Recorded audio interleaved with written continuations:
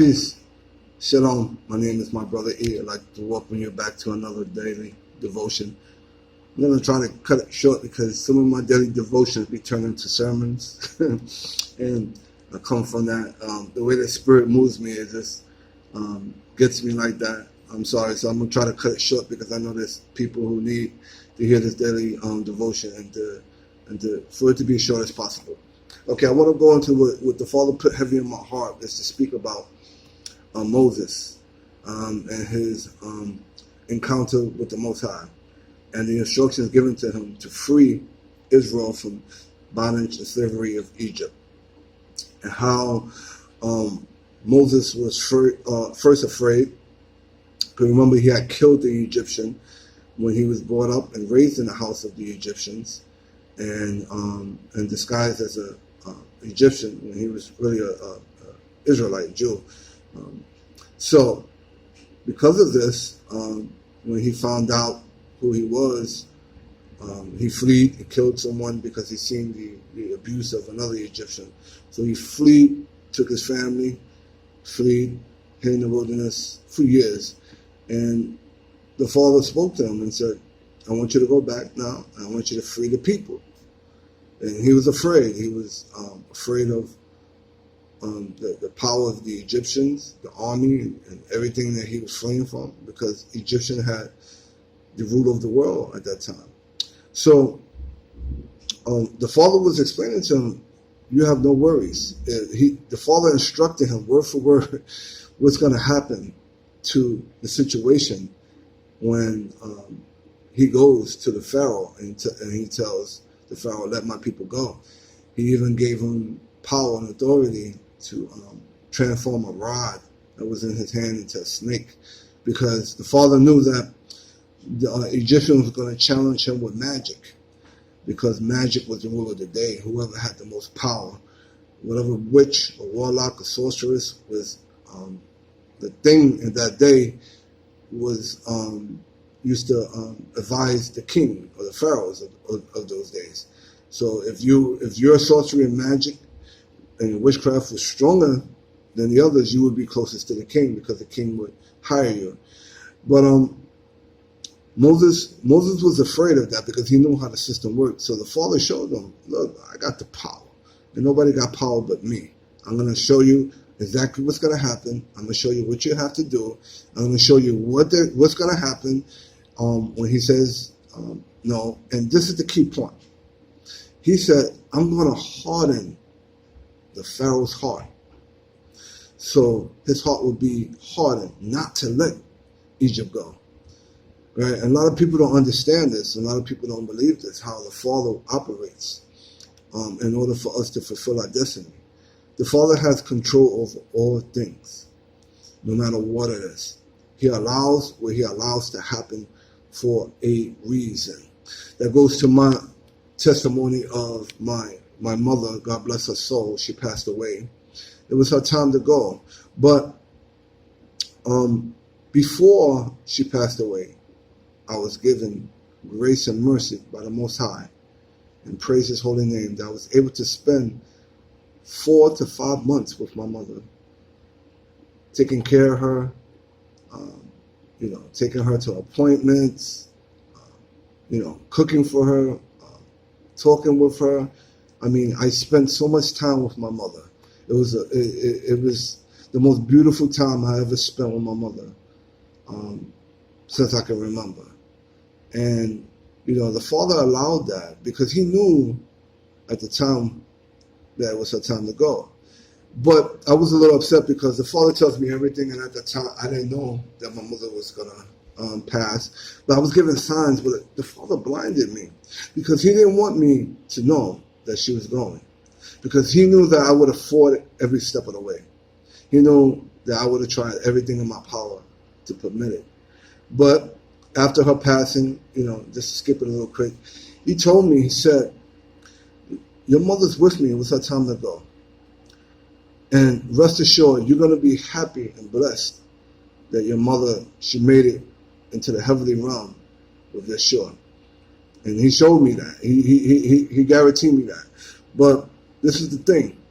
He also showed me the things that were coming in the world. And he said, trust me. You don't want your mother to be around for the things that's coming in the world and what's about to come in the world. This is right before the riots, the riots of George Floyd. This is before all that craziness was really coming on. So, I asked the father, I said, but Father, why? He said, at the time, before the 4 months, I was going through a breakup. It was just weird. But the father told me through the whole breakup, my relationship, the divorce and everything, he always he was telling me at the time, he said, what I put together, no one can break. What I ordain, no one can unordain. And through that situation, I was left alone, literally left alone. But the father was like, I'm there with you. And you're going to understand why I allowed these things to happen. Why I moved people's hearts against you. Why I moved certain things against you. And why I allowed it to happen. He said, you are my child. Like, he spoke to me clearly as day. And he let me know that I am one of his children. Just like I'm sure there's many people that he has presented himself and he has set apart for the kingdom, that he made himself known that you are his child. I had that kind of encounter with the Father. But during those times, I didn't get to see it. I didn't understand it. But I was allowed that grace and that mercy and that love. And I had the most beautiful time. Through a time where I thought I was going through a lot of problems. Like, Father, why is this happening? And why is this? And thank God that he allowed that to happen. Because of all the things that's going on in the world, which I already knew to a certain extent. I didn't know to what magnitude, because the Father doesn't reveal everything. But I knew that things were going to be different in the world beyond, because I was prophesizing that. The Father was constantly guiding me to prophesize that to people and let the people know that life is about to change as we know it. And a lot of people were still walking around. Some people thought I was crazy. Some people just, but I was prepared. I was well prepared for many years how to deal with these changes and these times we're living in. He also told me about the spirit of the Antichrist and the things that the New World Order, different things that for years that I was instructed on how to, to weather the storm. And not only that, but to help my children and those who were with me at the time.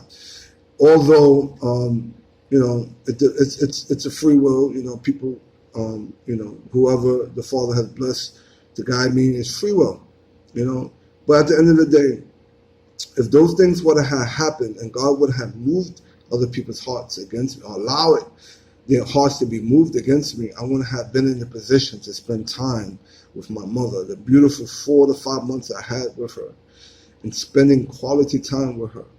I wouldn't have had that, but I did have that. And I'm forever grateful to the Heavenly Father, and I love him.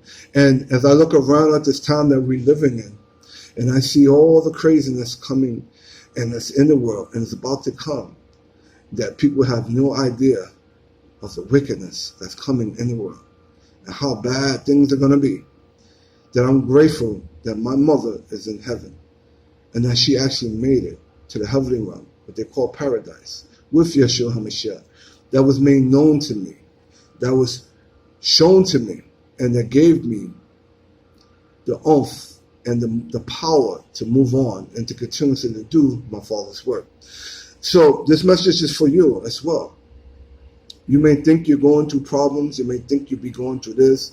The Father has a way of doing things. And trust the Father in what he's doing for you. Ask his will to be his will.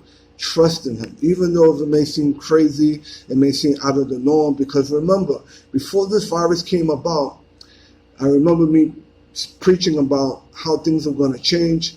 To me, how everybody looked at me was crazy. It was like, you're crazy. They kept living their life. They looked at me, they doubted me, they talked about me. But now, what I spoke about is here.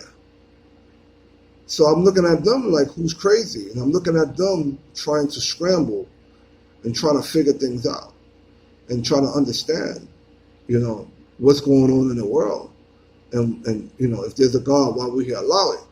But then, I'm looking at this crazy time that we're in, that everybody thought that it would never happen. And there's more to come. But my message that the Father wanted me to say was, trust in him, no matter what. Even if he allows things to happen, it's for a reason.